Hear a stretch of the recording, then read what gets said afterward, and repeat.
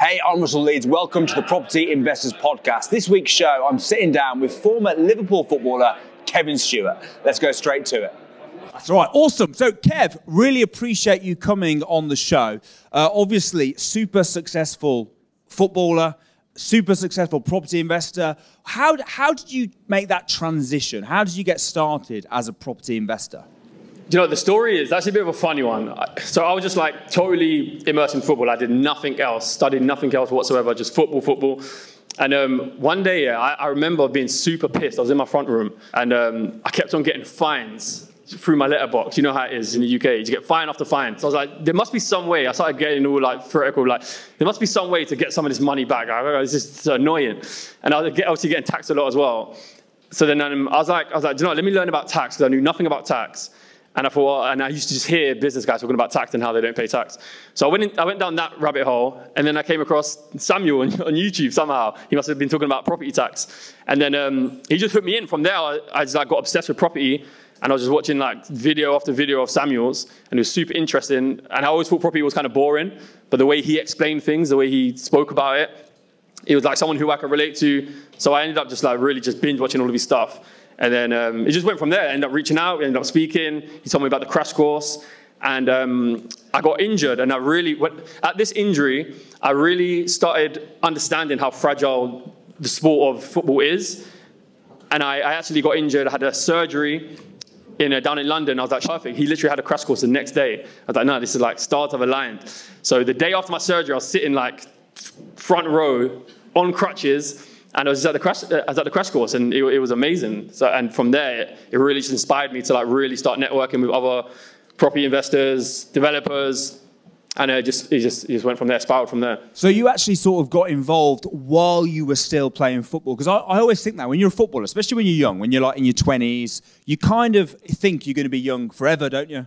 And like for me, like now, I remember when I got into my 30s, and I was like, oh, I'm older than like all the. I'm beginning to think that my chances of making it pro are slipping away from me, you know. So obviously, I was never going to make it pro. But you kind of realise, oh, it's gone now. You're old. But when you're playing football and you focus all on that, how difficult is it to start focusing on other money-making activities and realising that you do need a life after football?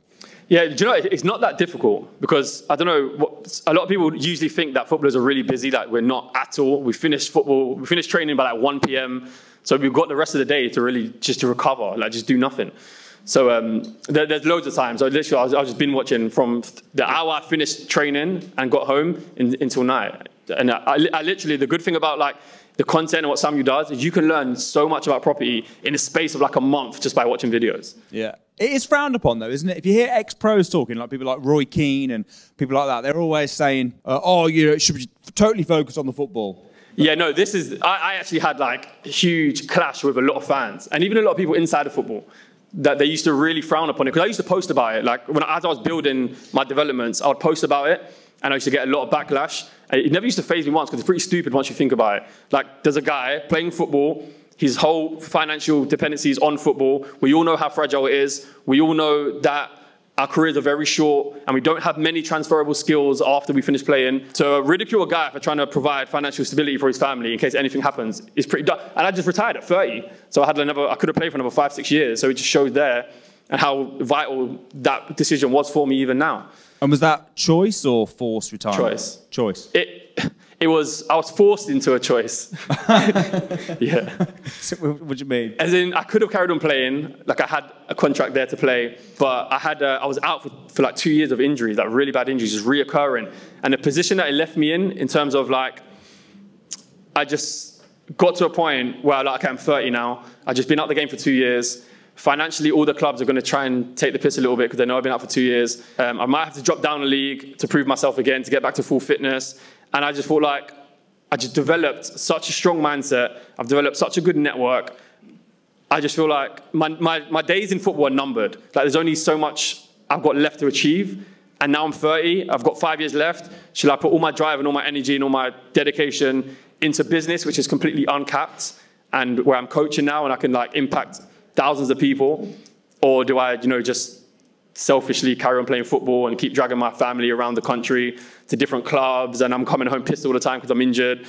Like, it just felt like a selfless decision to retire and do what I'm doing now. Brilliant. Yeah, that makes sense. That makes sense. Now, I imagine being a pro footballer, you had a decent amount of money to get started with. Is it hard? Because a lot of footballers don't, do they? They finish. Like, you hear about footballers, people like David James, you see, and he's like gone bankrupt despite earning all that money. I suppose, we tend to spend whatever we have, don't we?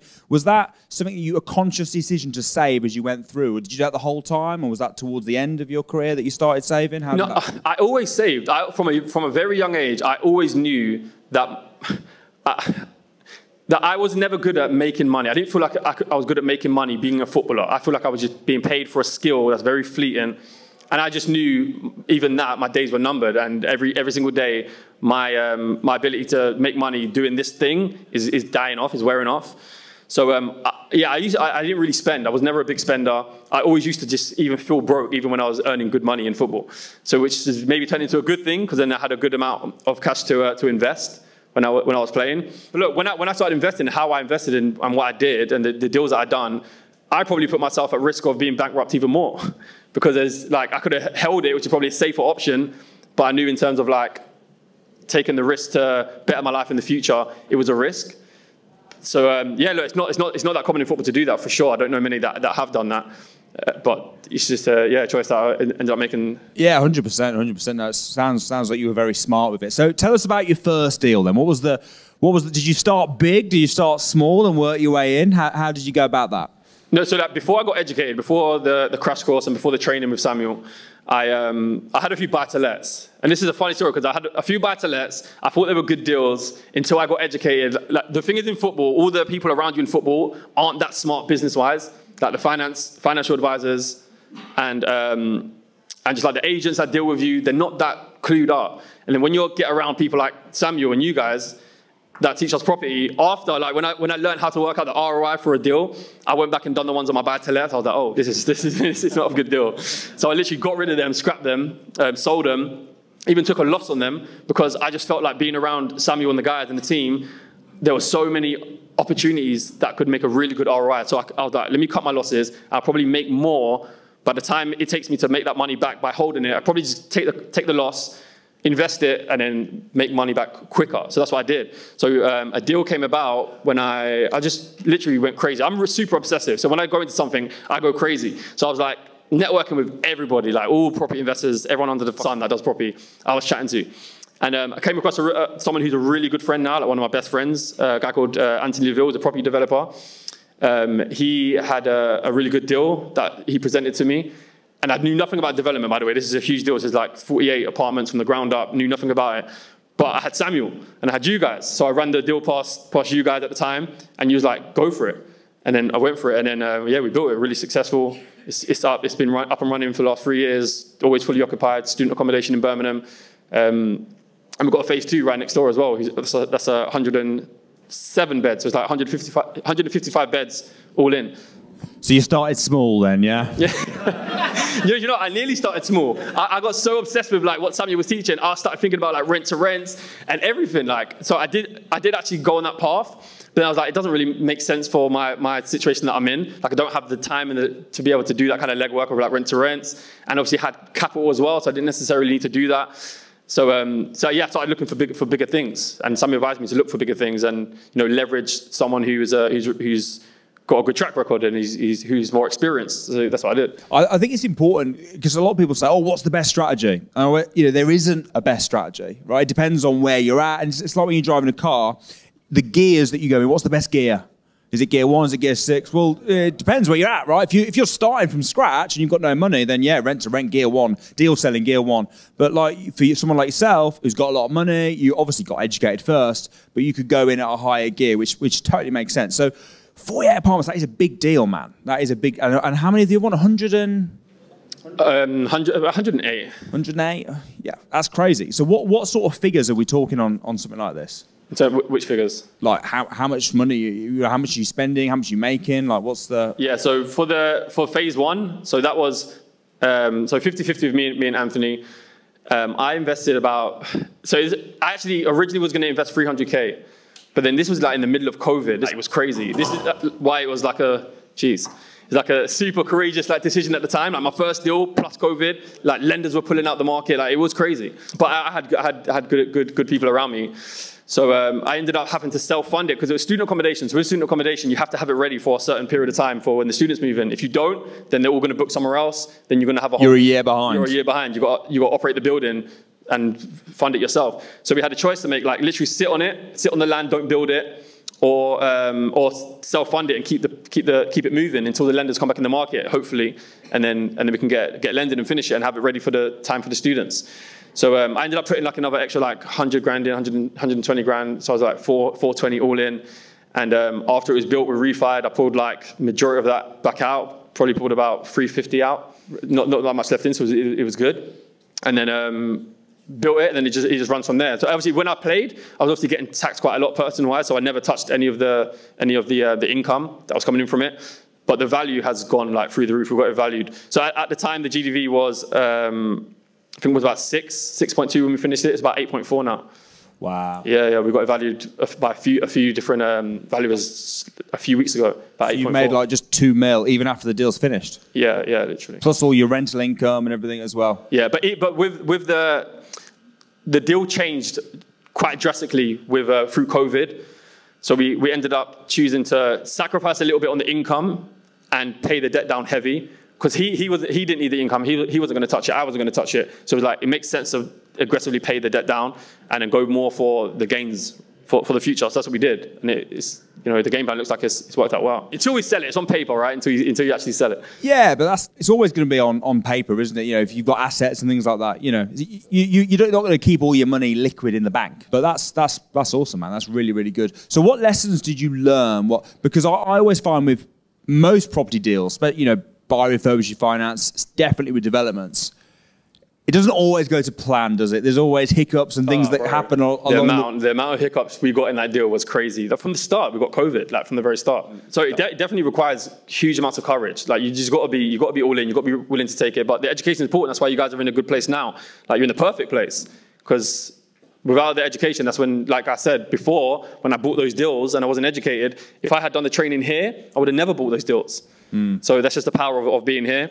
And being here obviously requires you making that investment in the first place. So you guys made obviously a good decision to be here. Just get educated, use it fully, use Samuel fully in the team. And that's the best chance you got. And then you can actually make educated risk rather than just taking risk. Yeah, because the definition of an entrepreneur is someone who takes risks. Financial risk, yeah. Financial risks for financial reward, right? You got to take risks, but you want to limit the risks, make educated risks, like you said. Yeah. So as well, if you're not educated though, then you might not take the risks that are worth taking because you don't know. Like I would have never taken the risk of building that development and investing in that huge development if I didn't have, you guys around me saying, no, that's it. It's a good deal. Numbers are solid. So it's the confidence as well, isn't it? Having someone that's done it before, you can see. I would have never made that decision by myself. I would have not made the decision. Then I'd be like 7 figures down. Yeah, well, that's crazy, isn't it? If you see someone else go first, it's like it makes you a lot more confident. Like we do an exercise here at the training where you have to break an arrow on your neck. Have you ever seen that? No. All right, so basically what you do, you've got like an arrow. A lot of these guys will have done this. So you got like an arrow. No, I have done it. You used to do this back in the Yeah. So you put it on the fleshy part of your neck, and then they hold it, and you have to push your neck forward, and it breaks the arrow.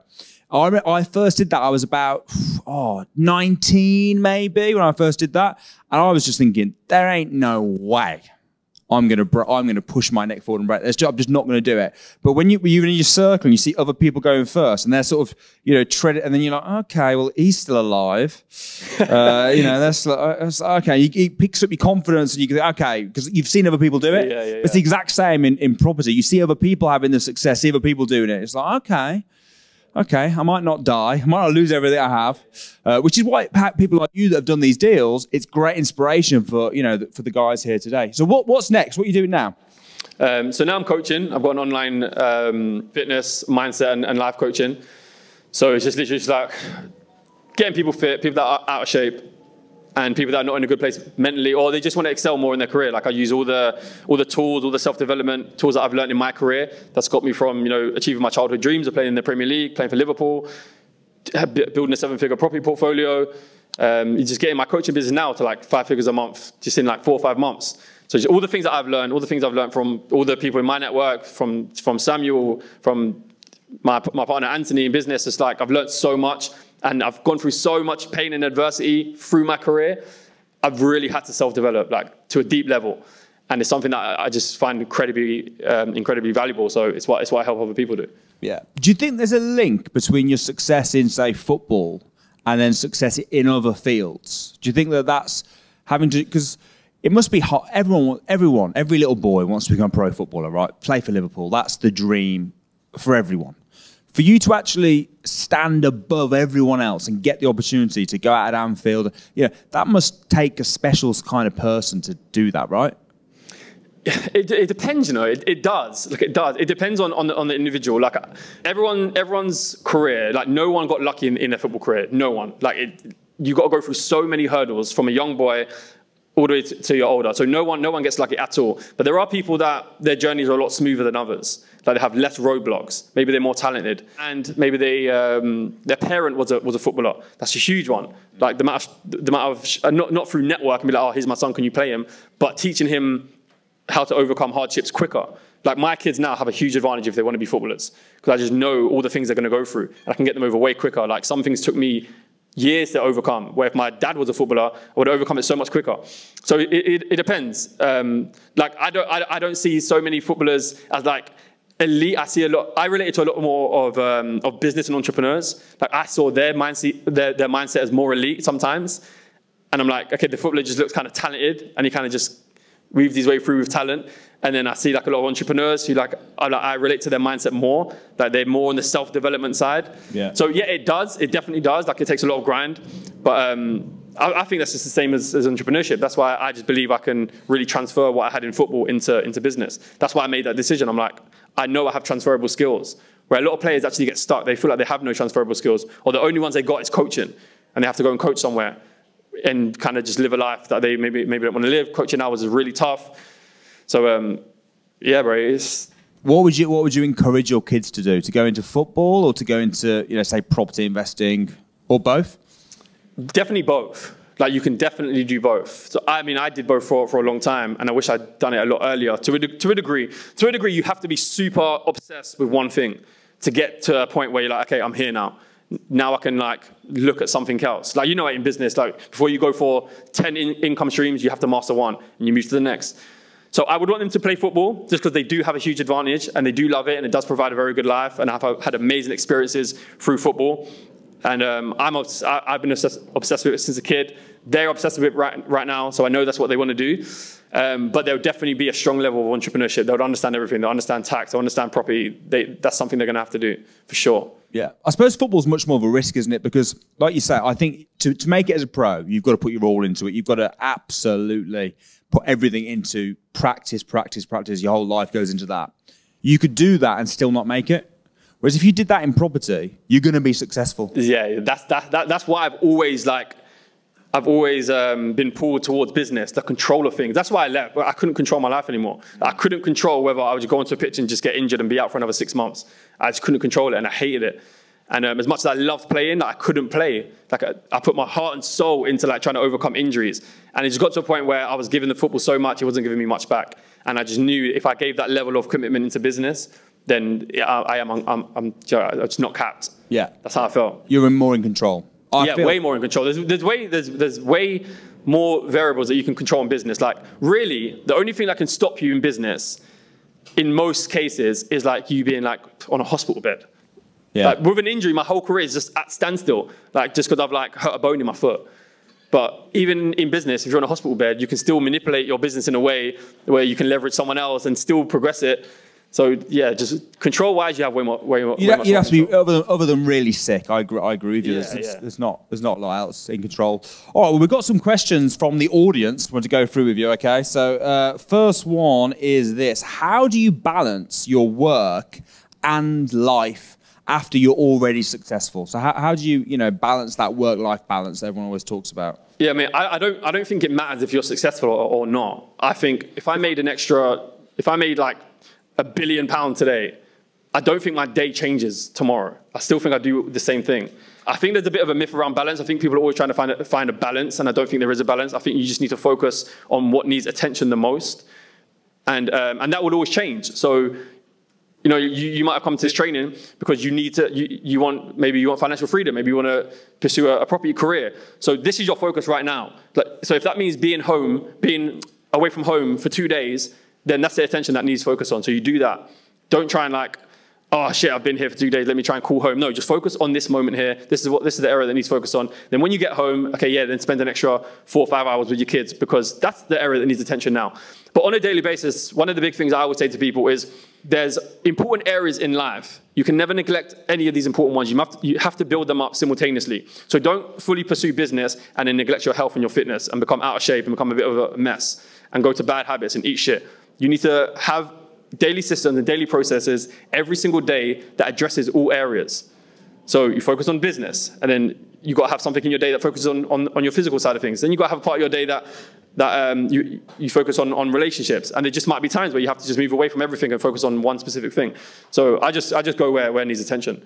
Yeah, no, I totally agree. I think you've got to look at what's important to you. And you put the big important things, you cram them in your time first. You make sure you make time for them, schedule them in. That could be spending time with the family. It could be going to the gym, working, whatever it is. And then you let the other little things fit around it. But we've all got 24 hours a day. We've all got the same time. We've got the same time as Elon Musk, got the same time as Steve Jobs had, or whatever, right? So you just need to focus on the important I think that things. just comes with too much control. People just like want to control everything so much that they want to do everything in one day. I think just like get non-negotiables that you need, that move your business forward, that moves your health forward, that moves your relationship with your kids and your family forward. And then once you've hit those in a day, anything on top of that is a bonus. Yeah. Just focus on what's important, that moves things forward in your life, that gets you closer to where you want to be, gets you closer to being the person that you want to be. Anything past that is just a bonus. Let it go. You have tomorrow. You have the next day. Yeah. Well, they're the three, really, aren't they? They're the main three, yeah. Your relationships, your health, your money. 100%. Yeah, I totally agree. So one of the things Samuel talks about a lot of the training, I'm sure you'll have heard him talk about it, is your financial thermostat. You know, i.e., you'll self-sabotage if you have money come in or whatever. Did you have to recondition your financial thermostat? Or were you always, you mentioned earlier in your career you were a saver. How have you changed over time? Do you know what it is? I wasn't technically a saver. I was always, I was saving to spend at some point on something that I knew would make sense, something that would be smart. And that's when obviously property came across, and I was like, yeah, perfect. But in terms of financially now, what's probably different now, I'm more educated, is the fact that you have to spend. But you have to spend in the right things. You've got to spend in a way that's aligned to what you want. So if you want to become financially free, you need to invest in yourself. You need to invest in courses. You need to invest in mentorship. Like in the last 6 months, I've probably spent 30K on business coaching since I retired football. To other people that have coaching companies that have built them really successful, I just have to pay to play. I have to pay the knowledge, pay down my dummy tax, as they call it. So when I was playing, I didn't spend that much money investing in myself, which I should have. Like, you probably see Ronaldo, someone like Ronaldo, he probably spends a fucking bucket load on just him, his recovery. He probably has a whole team. Like, he probably spends ridiculous amounts of money on that. So if I was more educated now, when I was younger, I would have spent so much more of my salary on just training, mindset training, which I did, but I would have done more. And then I didn't know that you could reclaim that back through tax. So that as well. Like, the amount of footballers that don't know that they can claim a pair of boots back on their tax is crazy. You guys wouldn't believe it. Yeah, it's funny you say that, actually, because my little claim to fame, I got to play football with a former Premier League player. Who's that? Do you know Dan Gosling? Yeah. So his kids go to the same school as our kids went to, and I played like in a dad's tournament because he's just retired. They let him play because he wasn't allowed to play before. So I was like, you know, that's cool, right? I guess playing. Yeah. He was very annoyingly good. But I asked him the same question. He said the exact same thing about Ronaldo, but he wished when he was younger he'd spent more time, you know, looking after his body and investing in his body, because his knee injuries, this sort of stuff that caught up on him as he went on. So I literally would have tried to create a team around me. Like when I was in the midst of like earning the most money I made in my career, I would have like definitely had a team. But you don't know these things. It's all in hindsight. You don't have this. I didn't have that business side. Like I just didn't have it. Like you grow up from Enfield, North London. My dad came from Jamaica. You just don't have this stuff. So it's good in hindsight, and it's something why I know it'll be so valuable for my kids to know this. Like, they'll know that, okay, you make this much you invest. That's definitely the difference what I know now. I just invest, like, whatever money I have, I almost just go broke. I just spend it. Like, who can I give it to that has information that I need, and I'll just give it to them. Yeah. Like Samuel, when I knew Samuel had all this information that I needed, I'm just like, take it. Like, I bought the courses at the crash course. And I was like, yeah, just take my money, just teach me. I'm the same, bro. And I love learning as well. I find it really enjoyable and really interesting. So yeah, I'm 100% the same. What's the most important thing for you in your business? The most important thing, I think, is what the business is. Like, I couldn't see myself doing anything else than teaching other people all the things that worked for me. And then obviously it comes with, like, because it's mainly online. So I've got that location freedom to work from wherever I want. Like, I can be here. I just came from Dubai. I can move around. And I love that freedom. But yeah, it's just that. Other than football, the only other passion I had is because I went through so much pain and adversity, and self-development was such a huge thing for me. I was like, the only thing that makes sense now, when you've self-developed that much, when you spent that much time, energy, resources, money into developing yourself, the only thing that makes sense is to teach other people. And I think you guys understand that the best, right? Because this is exactly what you do. Yeah, 100%. And this is your health stuff that mainly you teach. Health and mindset, yeah, fitness and mindset. It's self-development, all rounds. Fitness is obviously a huge part of self-development, so it comes across as fitness, but it's mindset, self-development, fitness. Yeah, that's awesome. You got any top tips then for people on, to improve their fitness or personal development? What would your top tips be? I think definitely when I've entered the business world, one thing I've definitely realized is the lack of awareness of how aligned and how business performance is linked to your fitness, to your health, to your self-development, like how you take care of yourself. A lot of people will just pursue one thing. Like, even Samuel knows, like, I've just seen Samuel for the first time, like, in amazing shape. I was like, my guy, finally.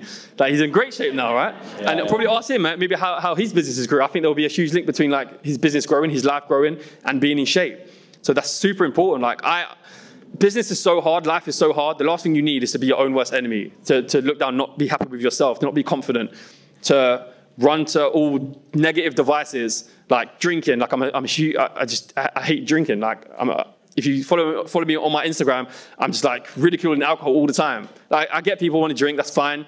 But I think a lot of people in business, they run to all the negative things when the stresses of business get to them. And I'm like, no, you need to run to the positive stress relievers, which is training, which is gym, which is self-development, which is books, which is mentors. When you're going through tough times, run to the things that build you up and make you stronger, rather than run to the things that make you weaker. So I think that's the biggest thing in business is when things get tough, what do you run to? Do you run to the positive side? Do you run to the negative side? And running to the negative side is only going to impair your ability to deal with your business problems, your life problems. And the other things are going to make it easier for you to deal with your problems. So that's probably the biggest tip. Really understand the link between healthy living, healthy lifestyle, being in shape, being fit, and business performance. Yeah. No, bang on, brilliant. Well, it's been an absolute pleasure having you here today, Kev. Can we give it up, guys, for Kev Stewart?